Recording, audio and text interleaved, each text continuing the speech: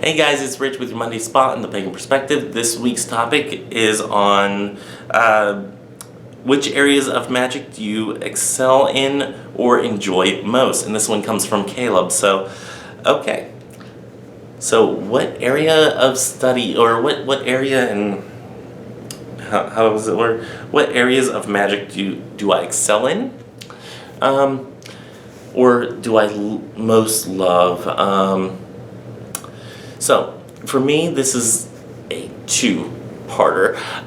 One, I absolutely love divination. I mean, I have a tarot deck collection going that is not necessarily a collection because I intend to use them. I don't collect just to collect, I collect to use. But I have quite the collection of tarot and oracle decks. I love divination and divination practices. I have several pendulums that I use. I have Ouija boards that I don't necessarily always use, but sometimes I do.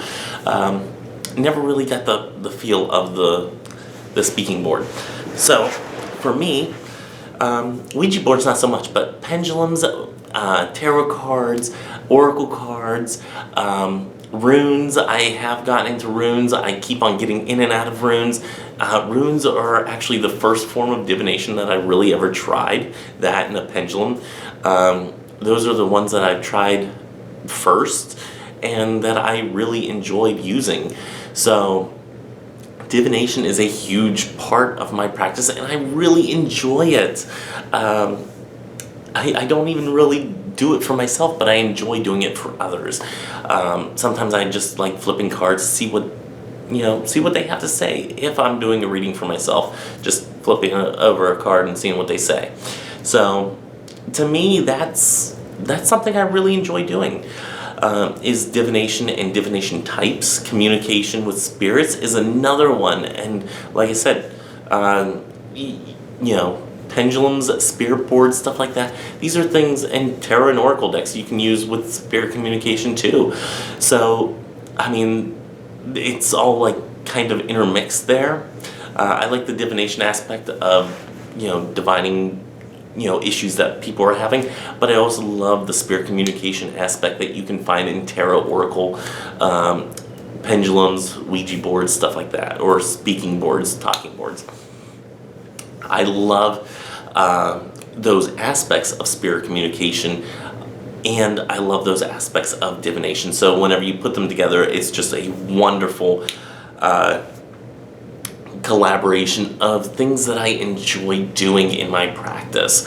I do have videos called Tarot Talk Tuesdays where I go through and I review the decks that I have. I love getting a new deck in, and I love going through and seeing what the similarities and the differences are between the Rider-Waite-Smith clones and the Rider-Waite-Smith deck. I love seeing the differences between those.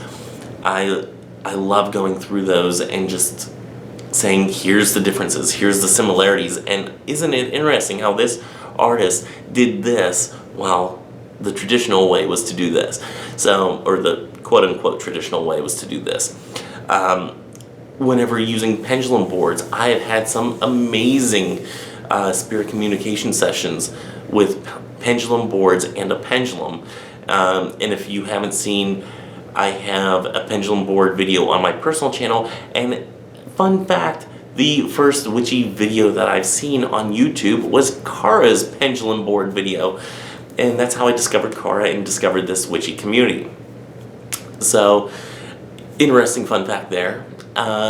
Yeah, I absolutely love working with a pendulum. I have my pendulum, it's actually up in a bag up there on a shelf in the closet here at the hotel. So, but yeah, I usually take a pendulum everywhere that I go. I usually take a tarot deck everywhere that I go. I have, over on the desk over here, I have my Rider-Waite-Smith, and I have my Spirit Keeper's Tarot, the Vitruvian edition. In my truck, I think I have the Golden Tarot.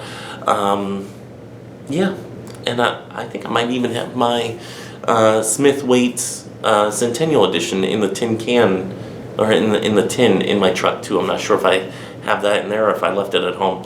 but I almost always have a tarot deck somewhere with me whenever I travel, whether it's just in the truck or if it's actually on my person. So you will almost always find me with a tarot deck somewhere. As far as a pendulum, not always carrying a pendulum with me, but I wouldn't be opposed to it. I've been known to carry a pendulum with me everywhere I go, but not always something that I do. Yeah. So spirit communication with pendulums, loving it. Spirit communication with tarot, loving it. Regular divination with any form of divination. The I Ching is probably the only one that I haven't really gotten in. Well, okay, no, I can't even say that. Let's see. There's I Ching, palm reading, tea leaves. I cannot read tea leaves to save my life. I've tried and tried and tried, and I've even tried coffee grounds. Maybe one day I'll get it, but I can't see things like that. But I do have the tea leaf oracle cards. So let's see, I Ching. What was the other one? Tea leaves and Ogum, palm reading. These just have way too much on there for me to try to start to decipher right now. Again, one day that's going to be a form of study because I love divination, and to me that's part of a divination practice. So eventually I will go for palm reading. Eventually one day I will be able to see something in the tea leaves.